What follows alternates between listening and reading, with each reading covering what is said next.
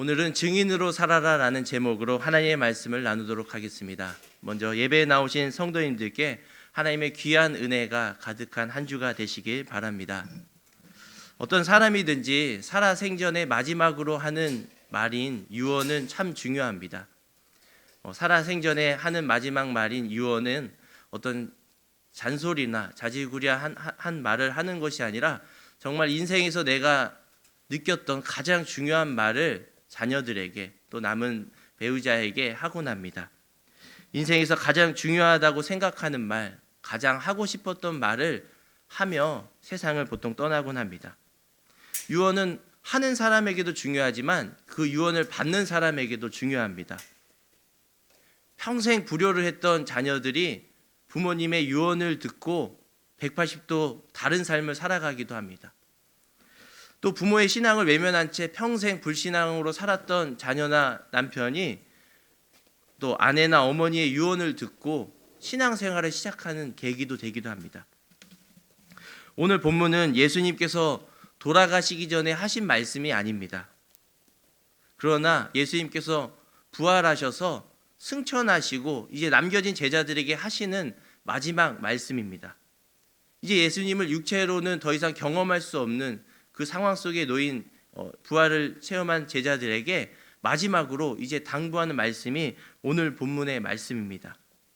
그렇기 때문에 예수님께서 이 공생의 기간 동안에 가장 하고 싶었던 말, 제자들에게 이제 남겨진 제자들에게 가장 중요한 말을 한다고 볼 수가 있는 것입니다. 마지막 당부의 말, 너희들이 깊이 새겨야 될 말씀을 오늘 본문의 말씀을 통해 하고 계시는 것입니다. 이 말씀은 당시 그 제자들에게만 해당되는 것이 아니라 이제는 부활하신 예수님을 믿고 살아갈 우리에게도 동일하게 하나님은 오늘 말씀해 주고 계십니다. 이 말씀을 통해 증인된 자의 삶이 어떤 것인지 이 말씀을 통해 우리가 듣고 또 새롭게 깨닫는 한 주가 되시기 바랍니다. 먼저 앞에 마태복음 27장 62절과 66절을 보면 이 대제사장들과 바리새인들이 예수님이 죽고 나서 부활한다는 말을 들었기 때문에 이제 예수님이 십자가에 못 박혀 죽으셨을 때 그 무덤을 지키라고 빌라도에게 요구합니다. 저분이 살아생전에 다시 살아난다고 말했는데 어디 한번 살아나 봐라 라고 하면서 그 무덤을 돌로 봉인하고 경비병을 두어 지키게 하였습니다. 이렇게까지 지켰는데 어디 한번 살아나 봐라 라고 했던 것이죠. 대제사장들과 또 빌라도, 경비병, 모든 그 바리새인들은 온통 예수님의 시체에만 관심을 쏟았습니다. 어디 죽은 자가 살아난지 봐라. 심지어 예수님이 부활하셔서 이 빈 무덤을 보았을 때도 이들은 부활하신 예수님을 찾아다니는 것이 아니라 진짜로 부활하셨네, 어디 진짜 부활하셨네 라고 하면서 부활하신 예수님을 찾는 것이 아니라 시체가 어디 있는지 찾아다녔습니다. 누가 시체를 훔쳐갔는지. 그들의 관심은 온통 그 죽은 시체에만 관심이 있던 것입니다. 여러분, 우리들의 삶의 모습이 부활하신 예수님을 만나기 전에 바로 이러한 삶을 살아간다는 것을 볼 수 있습니다. 온통 시체에만 고정된 삶을 살아가는 것이 죄인된 인간의 삶의 모습입니다. 시체에 고정된 삶이란 죽음이 끝이다, 죽음은 더 이상 없다, 죽음 이후에 아무런 세상이 없다라고 하면서 죽기 전에 내가 한번 마음껏 살아보자라고 하면서 살아가는 것이 아마 시체에 고정된 삶이라고 할 수 있습니다. 이 세상은 사망이 왕노릇하는 것처럼 보입니다. 세상의 가치관으로 돌아가고 모든 존재는 죽음을 향해 나아가고 있습니다. 살아가는 것 같지만 우리의 인생은 결국에는 죽음이 끝이라고 생각하면서 살아가게 만드는 것이 오늘날의 세상입니다. 안타깝게도 오늘날 많은 이들은 이 세상의 것만 추구하며 살아갑니다. 또 자녀들에게 물려줄 것이 유산이라고 하는 것이 이 세상의 것만 물려주고자 할 때가 많습니다. 죽으면 다 썩어질 것, 없어질 것, 그런 것들만 우리가 붙잡으려고 하는 삶을 살아갈 때도 있습니다. 그런데 예수님의 부활은 이렇게 시체에만 고정되었던 삶을 이제는 참된 생명으로 인도하고 계십니다. 예수님의 부활은 이런 시체와 같이 썩어질 것, 없어질 것만 우리가 붙잡으며 아둥바둥하며 애타는 삶을 살아가는 것이 아니라 이제 그것으로부터 된다는 것입니다. 따라서 오늘 말씀의 제목처럼 우리가 증인으로 살아야 할 때 첫 번째 기억해야 할 것, 우리가 무엇의 증인이냐 하는 것이 중요합니다. 그때 가장 첫 번째는 우리는 바로 예수 그리스도의 부활의 증인인 줄로 믿습니다. 오늘 말씀은 예수님께서 공생의 기간에 하신 말씀이 아닙니다. 또 십자가에 달려 죽기 직전에 하신 말씀도 아닙니다. 이 말씀은 부활하신 예수님께서 승천하시기 전에 제자들에게, 또 오늘 우리 예배에 나온 모든 성도님들에게 오늘 지금 하시는 말씀인 줄 믿습니다. 이 말씀을 듣고 순종하기 전에 시체에만 우리가 고정됐던 시선, 우리가 죽음에만 매여있던 그런 시선들을 우리 주님께서는 참된 증인의 삶으로 나아가도록 우리의 시선을 돌려주고 계십니다.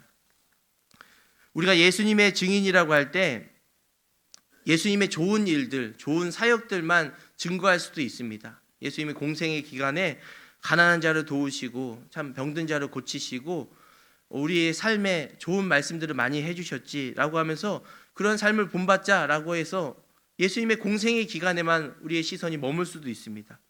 또 어떤 이들은 믿음이 없는 이들은 예수님은 그냥 뛰어난 성인 중에 한 명이다, 하나님이 아니다라고 부정하면서 말하기도 합니다.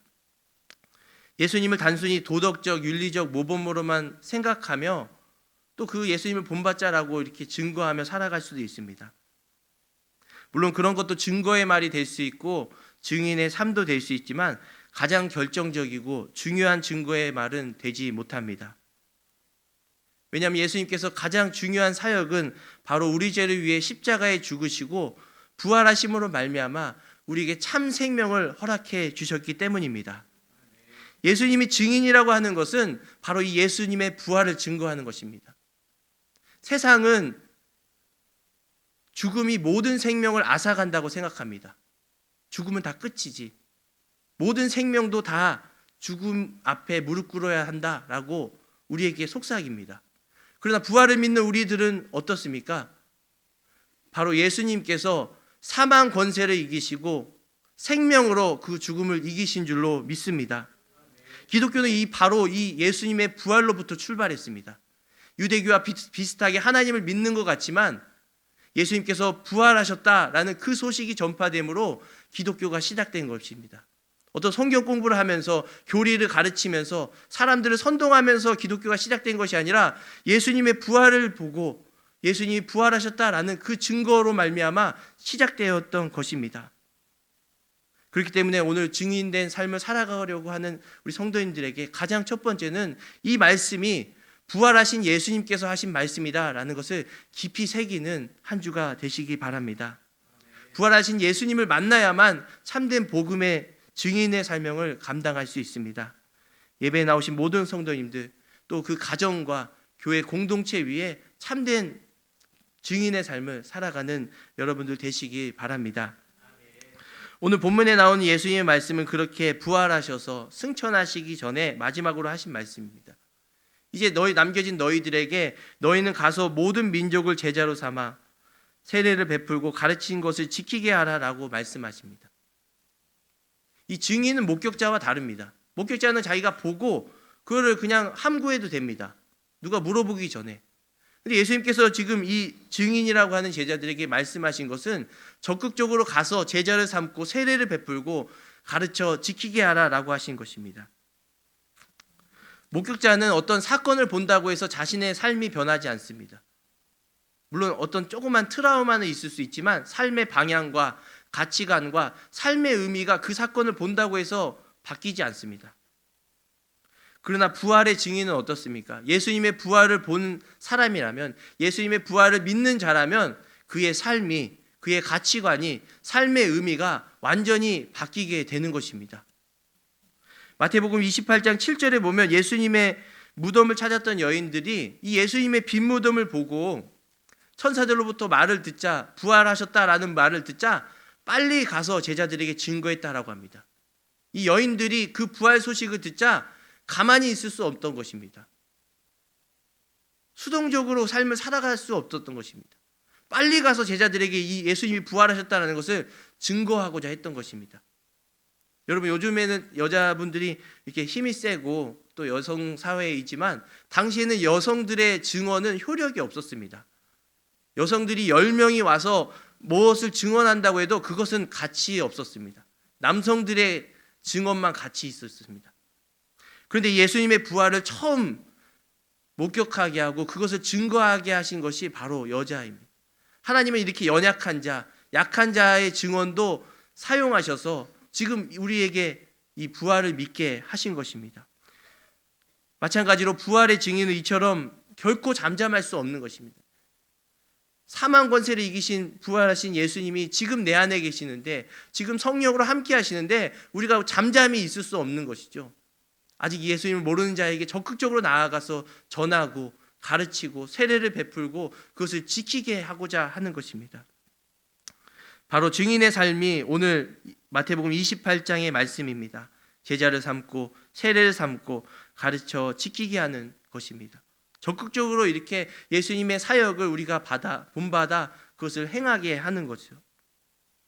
부활에 대한 믿음은 나로만 끝나지 않습니다. 목격자에는 어떤 사건을 봤을 때 나로만 그칠 수 있습니다. 그것을 그냥 내 마음에 담아두고 누가 물어보지 않으면 그냥 입 다물고 있을 수 있습니다. 그러나 부활의 증인은 나로만 그치지 않습니다. 왜냐하면 우리 안에 있는 생명이 그렇게 역사하지 않기 때문입니다. 우리 안에 있는 생명이 우리 가족을 전도하고자 하고 우리 주변에 사랑하는 이웃을 전도하고자 하고 교회로 이끌고자 하는 마음이 내가 하는 것이 아니라 우리 안에 부활의 생명이 나로 역사하기 때문입니다. 바라옵기는 부활하신 예수 그리스도를 만나 이 생명이 충만한 삶을 누리시기 바랍니다. 많은 사람들은 디모데후서 3장 16절 말씀을 잘 암송도 하고 기억하십니다. 모든 성경은 하나님의 감동으로 된 것으로 교훈과 책망과 바르게 함과 의로 교육하기에 유익하니 라는 말씀을 기억합니다. 그런데 저는 이 말씀보다 그 앞에 있는 말씀이 더 중요하다고 오늘 말씀을 준비하면서 생각했습니다. 디모데후서 3장 14절 15절에 보면 그러나 너는 배우고 확신한 일에 거하라. 너는 내가 누구에게서 배운 것을 알며 또 어려서부터 성경을 알았나니 성경은 능히 너로 하여금 그리스도 예수 안에 있는 믿음으로 말미암아 구원에 이르는 지혜가 있게 하느니라 라고 말씀합니다. 배우고 확신한 일에 거하라고 합니다. 거하라. 이 거하라라는 단어의 원어를 보면 장막을 치다라는 것입니다. 장막을 치다. 우리가 말씀 가운데 장막을 치는 겁니다. 여러분, 장막을 칠 때는 그냥 하루 이틀 옮기는 것이 아니라 그 안에 머물 때 장막을 칩니다. 이 배우고 확신한 일에 거하라는 것이 이 말씀을 가르쳐 지키게 하라는 것입니다. 가르치는 것으로만 그치지 않고 그것을 지키는 것입니다. 여러분들도 신앙생활을 해보셨지만 어떤 것을 배우는 것은 쉽습니다. 그러나 그것을 배운 것을 지켜 행하기는 더 어렵습니다. 우리가 말씀을 듣는 것으로만 그치지 않고 오늘 말씀을 듣고 지켜 행하는 것입니다.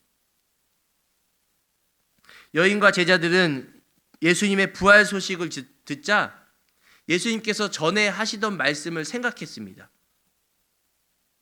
단순히 그냥 예수님이 부활하셨다라는 그 감정과 어떤 그런 호소에만 그치는 것이 아니라 그 전에 예수님이 하셨던 말씀으로 돌아간 것입니다.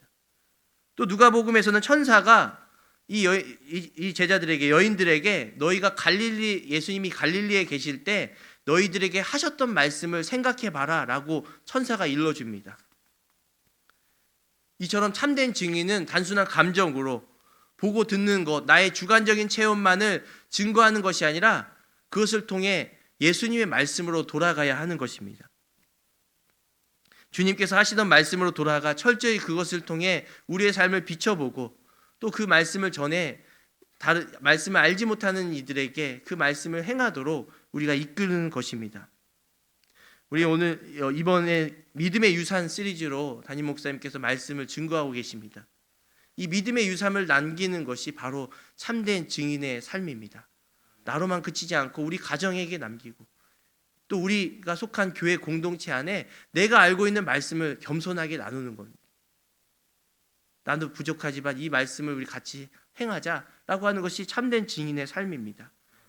에베소 2장 22절에 너희도 성령 안에서 하나님이 거하실 처소가 되기 위하여 그리스도 예수 안에 함께 지어져 간다라고 합니다. 내가 다 됐다, 난 부활하신 예수님 만나서 나는 완전하다라는 것이 아니라 함께 지어져 가는 것. 여기서 말씀을 선포하는 저도 부족함으로 제가 아는 지식 안에서, 말씀 안에서 겸손하게 성도님께 나눕니다. 오늘 본문 말씀을 통해 우리의 삶도 예수님께서 명령하신 증인의 삶으로 우리가 잘 살아가고 있는지를 돌아보시며 또 말씀으로 돌아가는 한 주가 되었으면 좋겠습니다. 마지막으로 사도행전 1장 8절 말씀을 살펴보면 성령께서 이제는 이 증인된 우리들의 삶을 어떻게 역사하고 계시는지를 사도행전 1장 8절은 설명합니다. 당시 이스라엘 백성은 오순절을 통해서 이제 새로운 가나안 땅에 들어가서 첫 수확을 하나님께 드렸습니다. 가나안 땅에 들어가서 이제는 이게 유목 생활이 아니라 정착 생활을 하면서 농경 생활을 하고 첫 수확을 하나님께 드렸습니다. 이 오순절은 이스라엘 백성에게 새로운 땅, 새로운 삶, 새로운 수확을 하나님께 드린 것입니다. 이 오순절. 다 아시다시피 성령 하나님께서 강림하신 때가 바로 오순절 성령 강림입니다. 그렇기 때문에 오순절 성령 강림은 우리에게 깊은 의미가 있습니다. 이 오순절의 의미와 같이 이제는 오순절 성령께서 강림하셔서 새로운 시대, 새로운 역사, 새로운 교회, 새로운 증인을 통해서 성령 하나님이 역사한다는 의미가 담겨 있는 것입니다. 우리 교회의 올해의 표어는 새시대 새교회입니다. 새시대 새교회가 가능하게 한 것이 바로 오순절 성령 강림 사건입니다. 성령께서 오셔서 이제는 이 복음 사건이 이스라엘에만 머무는 것이 아니라 예루살렘과 온 유대와 사마리아와 땅끝까지 퍼질 수 있도록 성령께서 역사하시는 것입니다. 그 중심에 성령께서 계시고 또 교회가 있고 그 교회 안에 참된 부활의 증거자가 있습니다. 만약 성령께서 임하시 아니하셨으면 우리가 부활을 증거할 수 있지만 그 부활이 멀리 퍼지진 못했을 것입니다. 마태복음 28장 19절에 너희는 가서 모든 민족을 제자로 삼아라 라는 그 예수님의 말씀이 성령을 통해 가능하게 된 것입니다. 오순절 성령께서 강림하셔서 각 나라의 언어로, 각 나라의 방언으로 증거하셨습니다. 그 증거하셨을 때 무엇을 증거했겠습니까? 제자들이 예수님 좋은 분이다, 예수님 말씀 좋다, 이게 아닙니다. 각 나라의 언어로 예수 그리스도께서 부활하셨다라는 이 말씀을 전한 것입니다. 오순절 성령 강의에 모든 민족들이 다 모여서 각 나라 각 언어로 예수 그리스도께서 부활하셨다라는 말씀을 증거케 하신 것입니다. 2000년 전 예수님의 십자가 부활 사건이 이제는 온 세계의 구원, 온 열방의 구원으로 퍼지게 된 것입니다.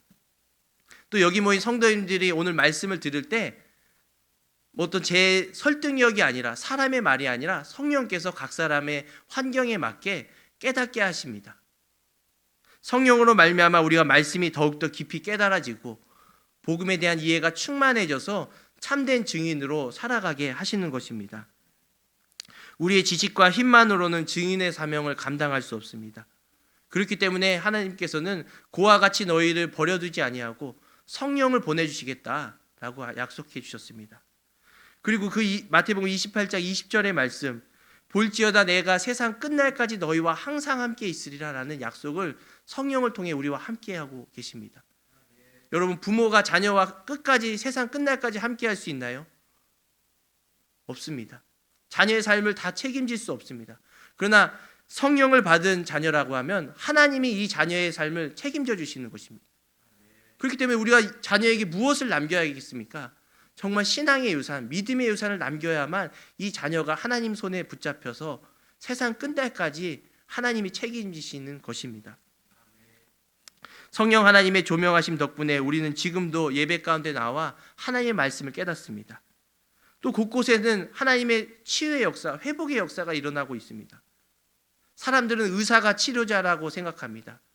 의사의 말을 듣고 단념하기도 하고 한숨 쉬기도 하고 낙담하기도 합니다.